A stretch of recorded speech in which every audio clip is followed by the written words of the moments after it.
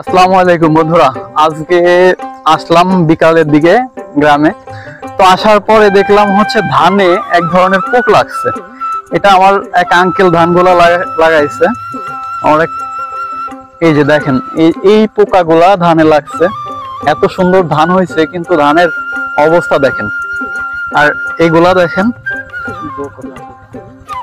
এটা আসলে এটা কি পোকা, এই পোকা আর এই ধানের রোগটা কি, ঠিক আছে, এটা যদি বলতে পারেন। এই দেখেন দর্শক, আমার হাতটা কি হয়ে গেল, আরো দেখানোর চেষ্টা করতেছি। আর যদি পোকা পাই আপনাদেরকে পোকাটা দেখানোর চেষ্টা করবো। এই দেখেন ধানের শীষগুলো সব একদম নষ্ট হয়ে গেছে।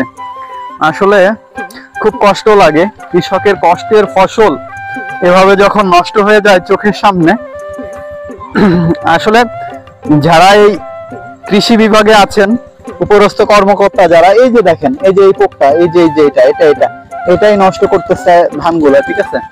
আসলে কৃষি অফিসার যারা আছেন আর যারা ধান চাষ করে, আর এইখানে আমি জানি না আদৌ কি কোনো কৃষি অফিসার বা কৃষি কর্মকর্তারা এইসব ধান দেখাশোনা করে কি বা করে না, এই বিষয়ে আমি একটু বলতে চাই। আসলে কৃষি অফিসাররা যদি এসে এই ধানগুলা পরিচর্যা করে বা দেখে, যারা ধান লাগায় কৃষককে যদি পরামর্শ দেয়, সেই ক্ষেত্রে আমি মনে করি যে বেটার কোনো ফলাফল আসবে।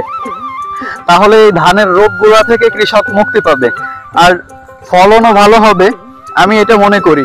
তো কৃষি কর্মকর্তাদের বেতন দিয়ে সরকার রাখে এই ধানগুলো দেখার জন্য, কৃষকদের হেল্প করার জন্য।